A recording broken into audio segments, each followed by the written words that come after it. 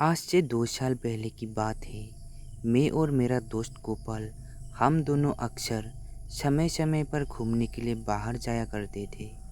अब की बार हमने छुट्टी लेकर कहीं जाने का प्लान बनाया। हमने तय किया कि हम इस भीड़ प्रदूषण से कहीं दूर जंगल में चलते हैं। हम दोनों ने सारा सामान बांधा और एक कार लेकर निकल पड़े।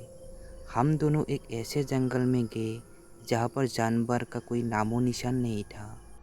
हम तकरीबन 60 किलोमीटर आगे आ चुके थे, लेकिन हमने एक भी गाड़ी नहीं देखी।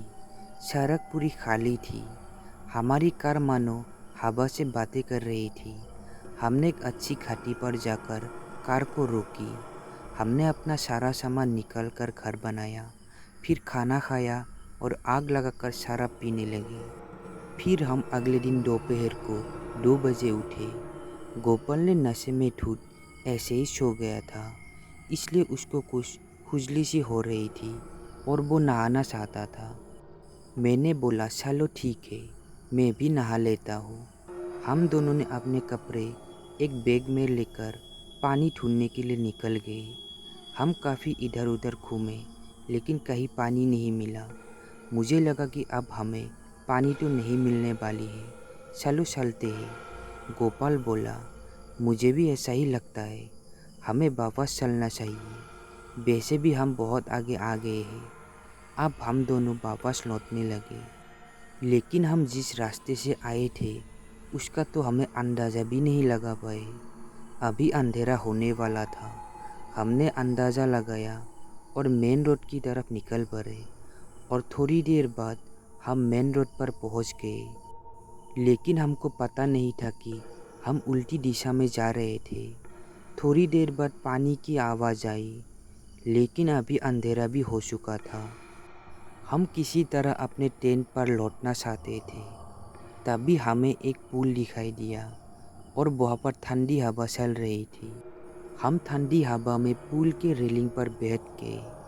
कुछ देर बैठने के बाद मैंने गोपाल से कहा, यहाँ से चलते हैं। गोपाल बोला, थोड़ी देर और रुकते हैं, यहाँ बहुत अच्छा मौसम है। तभी मेरी आंखें फटी की फटी रह गई। गोपाल के पीछे एक लड़की खड़ी थी। दूर से वो दिखने में सुंदर लग रही थी, पर इस तरह से अचानक देखकर तो मैं दरसा गया। गोपाल मुझे पूछने लगा, क्या हुआ?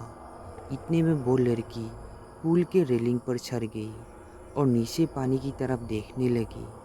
मैंने गोपाल से कहा, देखो वो लड़की क्या कर रही है। गोपाल ने पीछे मुड़कर देखा। अरे वो तो आत्महत्या कर रही है। गोपाल दौड़कर उसके पास गया, लेकिन वो पानी में कूद गई। गोपाल अब उसको देखने लगा। मैं भी दौड़कर गोपाल के पास चला गया और उस लड़की को देखने लगा। वो लड़की चिल्ला रही थी और सहायता के लिए हमको पुकार रही थी। गोपाल ने अपना शर्ट निकाल कर मेरे मुंह में फेंक मारा। वो भी रेलिंग पर चढ़ गया। मैंने उसको रोका, उसका हाथ पकड़ा, लेकिन वो पानी में कूद गया। पानी में कूदते ही वो लड़की गायब हो गई। सोचा कि शायद लड़की पानी में डूब गई है, इसलिए गोपाल ने गहरी गहरी सांस भरी और वही पानी में डूब गया। कुछ देर बाद गोपाल वापस पानी से बाहर आया। मैंने गोपाल को ज़ोर से पुकार कर पूछा, क्या मिली क्या? वो बोला, नहीं यार, अभी नहीं मिली। एक बार और गोपाल ने गहरी सांस भरी और एक बार फिर से वो पानी के अंदर गया। तभी मैंने अपने दाईं तरफ कुछ महसूस किया। जैसे ही मैंने दाईं तरफ देखा तो मेरे पैरों के नीचे से ज़मीन खिसक गई। मैंने देखा कि वही लड़की अभी तो पानी में थी और अभी यहाँ पर कैसी बैठी है। मैंने गोपाल को आवाज़ लगाई, गोपाल, ये लड़की तो यहाँ पर आ चुकी है, तू भी जल्दी से ऊपर आ जा। उस लड़की ने मेरी तरफ देखा, लेकिन अब की बार उसका चेहरा पहले जैसा सुंदर नहीं था। वो एकदम बिल्कुल भूतिया रूप में थी। मैंने गोपाल को पुकारा, गोपाल, ये लड़की नहीं है, ये तो सुरेल है, सुरेल। गोपाल वहीं पर ही खड़ा हो गया और वो हिल भी नहीं पा रहा था। गोपाल के हाथ पैर ठंडे हो गए थे। पहली बार किसी चुड़ैल को इतने करीब से देखकर मैंने तो पैंट में ही पेशाब कर दी।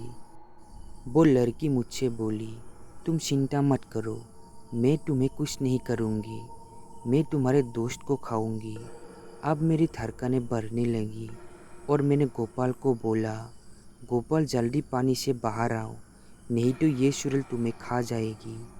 अब गोपाल के हाथ पैर बिल्कुल ठंडे पड़ गए और वहीं पर खड़ा रहा और एक बार फिर उस चुड़ैल ने पुल की रेलिंग पर खड़े होकर गोपाल के ऊपर कूद गई और गोपाल को पानी के अंदर ले गई। मैं ऊपर से ही चिल्लाता रहा। कुछ समय बाद पानी से खून दिखने लगा। अब मैं समझ गया कि अब मेरा दोस्त गोपाल इस दुनिया में नहीं रहा। इस सदमे को मैं सहन नहीं कर सका और वहीं पर बेहोश होकर गिर पड़ा। जब सुबह हुई तो मैंने अपने चारों तरफ 4-5 लोगों को घिरा हुआ पाया और जल्दी से उठकर पानी की तरफ देखा। मैंने देखा तो गोपाल की लाश पानी में तैर रही थी। मैंने गांव वालों से उस लड़की के बारे में सब कुछ बताया। तब गांव वालों ने बताया कि उस लड़की की इतिहास 300 साल पुराना है। किसी राजा और मंत्री ने उस लड़की का बलात्कार कर दिया था और ये बात धीरे धीरे पूरे गांव में फैल गई थी। इसलिए सभी लड़कियां उसके ऊपर ताना मारती थी, उसको शेरा करती थी। उसके पति ने भी उसको छोड़ दिया था। फिर वो लड़की अपने मायके चली गई। मायके में भी वही समस्या रही। उसके परिवार वाले और गांव वाले उसको जीने नहीं दे रहे थे। फिर एक दिन वो लड़की इस पुल के ऊपर आई और उसने इसी पानी में कूदकर अपनी जान दे दी। तभी से वो लड़की सभी लोगों को जान से मारकर उनका खून पीती है। अमावस्या की रात को जो भी दिखता है उसको मारकर उसका खून पीती थी। उस अमावस्या की रात के बाद वो लड़की फिर से वहाँ पर कभी नहीं दिखी। तो दोस्तों, हमारी आज की ये कहानी कैसी लगी कमेंट में ज़रूर बताना।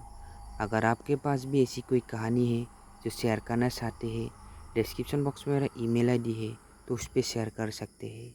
साथ ही मेरे चैनल को सब्सक्राइब ज़रूर कर दीजिए।